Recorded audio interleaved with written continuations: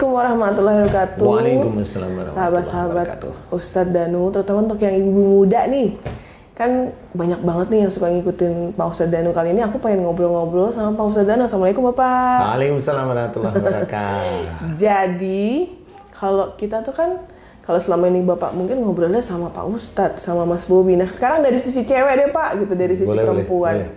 Pengen tahu nih, kalau dari perempuan itu kadang-kadang beberapa hal kita belum paham.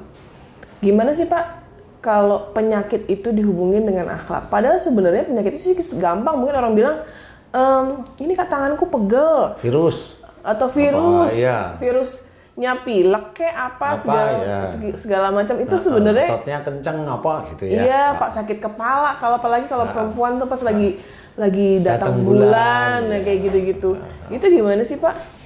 Iya, sebelumnya, waduh, sahabat beriman, ibu-ibu muda yang beriman, dan semua, pokoknya sahabat saya yang beriman. Sebelumnya saya kenalin dulu, ini Mbak Devi. Mbak Devi ini, ya inilah saya mau memperkenalkan. Mbak Devi ini produser saya, produser di Siraman Kolbu, timnya Siraman Kolbu. Nah, inilah yang biasa membisikkan ke saya, membisikkan 12 menit, gitu, 10 menit, 8 menit. Nah, seperti itu. Kalau saya sudah berdiri itu sudah ada aba-aba. 10 menit. Nah, itu saya harus berdiri itu sudah. Saya harus action ceritanya.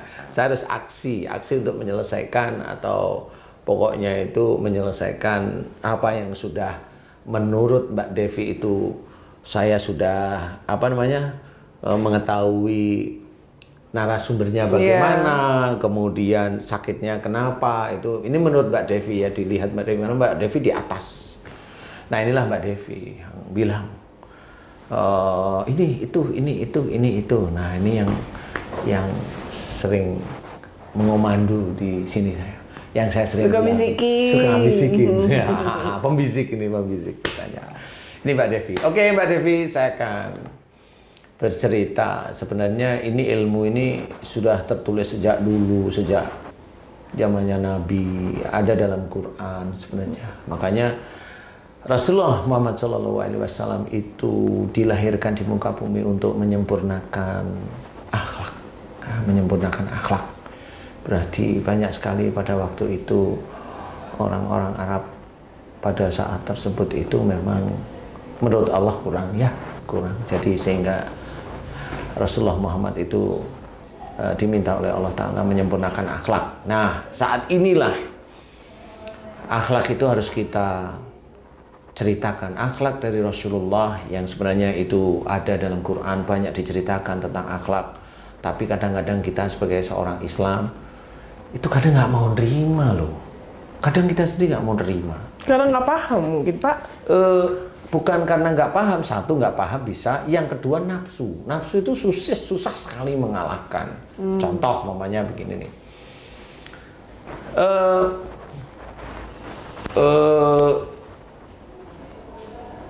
Salah satu firman Allah Ta'ala dalam surat Ali Imran ini yang diceritakan, Fabi rahmati minallah lintalahum walakum tafadon galidal qalbi lang fadu min haulik fa'fu anhum wastaghfir lahum wasyawirhum fil amri. Nah, satu ayat dalam surat Ali Imran ini ada beberapa kata-kata yang itu tuh pengetahuan untuk kita, kemudian ada suruhan Allah juga ada. Nah, salah satunya Fabi rahmati minallah, maka dengan rahmat Allah, lintalahum, lemah lembutlah kamu dengan mereka. Jadi kalau kita dari ayat ini Allah menyuruh lintalahum, lemah lembut kamu kepada mereka, berarti ini wajib. Kalau Allah itu sudah menulis dalam Quran itu wajib ceritanya. Jadi lemah lembutlah kamu kepada mereka itu wajib. Nah, kita seorang Muslim jarang sekali kita itu dijelaskan dengan rinci, dengan gamblang, itu berlemah lembut kepada siapapun. Nah, itu jarang sekali diceritakan. Padahal itu wajib. Ya, jadi berkata-kata itu wajib lemah lembut. Kalau nggak mampu diam, kan begitu nih. Yeah. Nah, lemah lembutlah kamu kepada mereka. Dan kalau seorang sudah bisa bicara dengan lemah lembut, satu, jangan sombong. Karena ada rahmat Allah. Jadi kamu bisa lemah lembut kepada siapapun, itu sebenarnya atas rahmat Allah. Oke. Nah, itu harus tahu. Berarti kita bisa melakukan kelemah lembutan kepada siapapun, bisa melakukan perbuatan baik kepada siapapun. Jangan merasa kamu orang baik. Tapi itu semata-mata rahmat Allah. Nah, sehingga kita, walaupun kita itu bisa melakukan perbuatan-perbuatan baik kepada siapapun, tetap saya bisa melakukan perbuatan baik itu atas izin Allah. Dan perbuatan baik itu saya kerjakan lillahi ta'ala atas rahmat Allah. Nah, disitulah Allah itu senantiasa ada dalam hati dan pikiran kita. Sehingga kita terjaga setelah kita melakukan perbuatan baik, belajar untuk tidak ujub, tidak riya. Nah, di titik itu. Nah, kemudian saya ulangi lagi, lintalahum, lemah lembutlah kamu kepada mereka, walakum tafadon kalidal qalbi lang fadu min halik. Jika engkau bersikap keras, lagi berhati kasar, maka mereka akan menjauhi dari sekitarmu. Nih. Jadi kita sih, jika sikap kita keras, siapapun kita, kalau kita orang muslim, sikap kita keras, hati kita kasar, ya orang itu nggak suka. Iya. Orang itu nggak suka, tapi kenyataannya sudah kita omongannya nggak lemah lembut, sikap kita keras, hati kita kasar. Lah, inilah salah satu ayat dulu itu kalau mau kita praktekkan di kehidupan sehari-hari susah banget. Ya? Ada seorang istri yang susah sekali ngomong lemah lembut dengan suaminya. Ada suami yang susah ngomong lemah lembut dengan istrinya. Susah lemah lembut dengan anak-anaknya. Kadang cenderung sikapnya keras, kasar hatinya. Kok cengar-cengir, kenapa sih, Mbak? Itu berada dalam kehidupan sehari-hari. Kok dari tadi saya ngomong cengar-cengir ini? Iya, bener, ini Pak. Guys, ini lucu nih, Pak. Sebenarnya bener, Pak. Apalagi dengan kondisi sekarang ya. Ketika pandemi, situasi ekonomi seperti sekarang, terus keluarga di rumah semua. Iya, keluarga di rumah. Ini bukan aku percaya diri sendiri ya, maksudnya dari pengalaman sekeliling rata-rata. Terus udah gitu ketika anak-anak harus sekolah dari rumah, itu kita yang biasanya nggak pernah jadi guru akhirnya harus terjun langsung dan gimana caranya mengajar anak-anak yang ternyata susah banget. Dan membuat kita tuh tensinya tadinya cuma normal bisa jadi tinggi semuanya. Dan kayak omongan Bapak tuh bener-bener yang sesuai dengan kondisi sekarang sih sebenarnya seperti itu. Jadi apa juga bikin marah gitu. Ya nggak bapaknya marah atau ibunya marah, ketemu anaknya tiap hari, anaknya juga pusing gitu. Pasti marah gitu loh, Pak. Nah, ini sebenarnya dari ayat ini, itu kan akhirnya kita berpikir, kita sholat, alhamdulillah diizinkan oleh Allah Ta'ala sholat ya, ngaji, diizinkan oleh Allah Ta'ala ngaji. Kemudian kita mencoba membaca tafsir Qur'annya, membaca arti-arti dalam Qur'an, baca. Tapi kalau sudah aplikasi, susah. Nah, susahnya di situ. Nah, di titik inilah sebenarnya kita diuji oleh Allah Ta'ala. Bahwa yang namanya sikap kita itu harus bicara kita harus lemah lembut, sikap kita itu ada hormat kepada siapapun, jangan keras, jangan kasar, tetap lembut di dalam bersikap, tetap menghormati siapapun orang itu seorang muslim atau orang itu belum muslim, kita tetap harus hormat, tetap harus lemah lembut. Itu susah. Nah, yang tadi Mbak Devi ceritakan itu di rumah nih, yang dalam kondisi seperti ini, pandemi seperti ini tensi di rumah itu naik semua. Betul. Iya kan? Iya. Ya ayahnya, ya ibunya, ya anaknya. Ini naik semua kondisinya seperti ini. Nah, disinilah kita baru ngeh sebenarnya bahwasanya iya ya, belajar agama itu sebenarnya tidak segampang menghafalkan. Ya, setuju Pak. Belajar agama itu harus mengaplikasikan. Nah, di titik-titik kita itu melakukan kesalahan, kita omongannya kasar, kemudian sikap kita itu tidak sesuai dengan ajaran agama kita, kemudian cara berpikir kita suudzon juga ada, banyak sekali, terus mencari-cari kesalahan orang lain, itu banyak kita kerjakan setiap saat, apalagi di lingkungan kantor tertentu, atau bisa aja, mohon maaf nih, jamaah di satu tempat menjelek-jelekan jamaah yang lain. Itu banyak. Dan itu nggak sadar bahwa dia itu salah.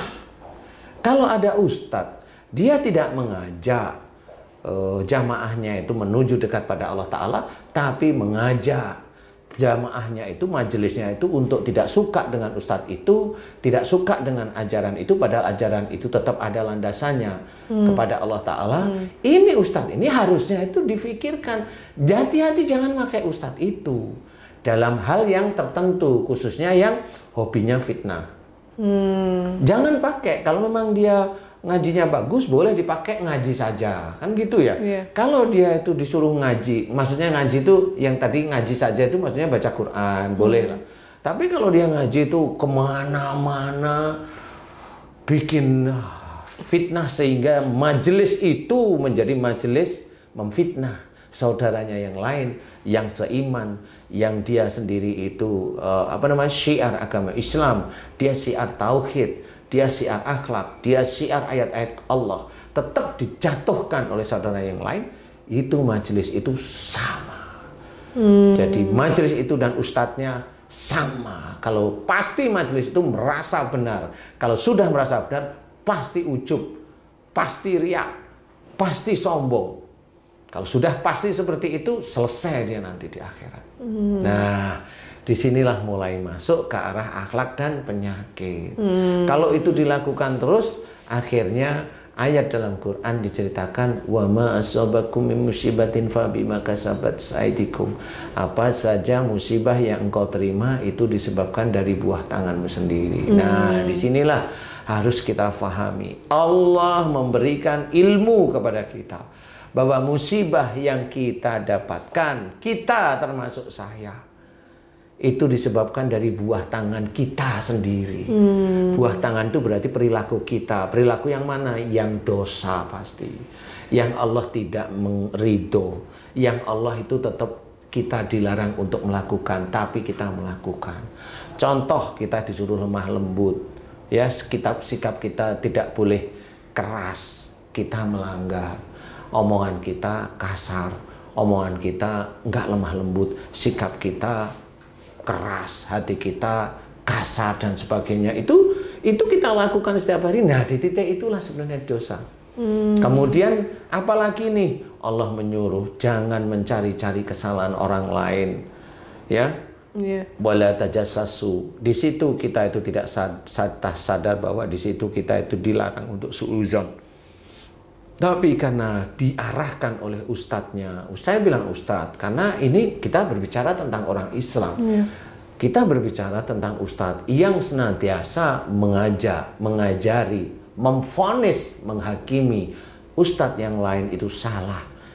Bukan salah dalam arti dalilnya, tapi menurut ustadz itu salah menurut dia. Kan beda nih. Padahal dalilnya jelas, tapi menurut dia salah. Berarti itu nafsu. Nah, nafsunya dia keras, hatinya dia kasar, tidak mau menerima penjelasan ustadz yang lain yang sebenarnya dalilnya juga benar. Lah kan begitu. Harusnya kan oh benar juga dia ya. Harusnya seperti itu, karena orang itu kan ngaji kan beda-beda cara. Ada yang ngaji dengan gayanya yang lebay, ada orang yang suka, boleh silahkan, kan nggak usah dijatuh-jatuhkan. Ada ngaji yang gayanya itu bijak, ada. Kan nggak suka, kalau nggak suka ya nggak usah dijatuh-jatuhkan. Ada yang ngaji gayanya keras, kan ada yang suka juga. Ya nggak usah dijatuh-jatuhkan, biasa aja, namanya orang kan gitu. Cuma jangan berkata kotor, kan begitu nih. Jangan berkata kotor, jangan berkata keras, jangan berkata menyalahkan orang lain. Karena kalau ngomongannya menyalahkan orang lain, ya lama-lama ya dia nanti bisa aja ditangkap polisi, kan begitu. Lah omongannya kan nggak karu-karuan. Nah, kita lah belajar di situ. Akhlak Rasulullah itu jelas lemah lembut. Kenapa? Rasul dengan para istrinya itu selalu lemah lembut, dengan sahabat-sahabatnya selalu lemah lembut, ya. Dengan orang kafir yang ingin belajar agama lemah lembut, siapapun Rasul selalu lemah lembut, tidak ada keras, tidak ada kasar, seperti itu. Kenapa kita tidak mencontoh? Rasul tidak mencari golongan-golongan tertentu, enggak. Kita kalau sudah Islam, Allahnya satu, Nabinya satu, kitabnya satu, kan jelas ya. Kita juga berhaji itu di tempat yang sama, kan gitu. Apa yang kita kerjakan sama, janganlah menjelek-jelekan yang lain. Kalau sudah menjelekan, itu akan tercatat oleh malaikat kiraman katibin yang akan menjadi kesalahan dan dosa kita. Nah, dari perilaku yang tidak baik itulah bertumpuk dosa-dosa. Dan rata-rata orang Muslim itu jarang mohon ampun, itu fokus di tempat dia melakukan dosa.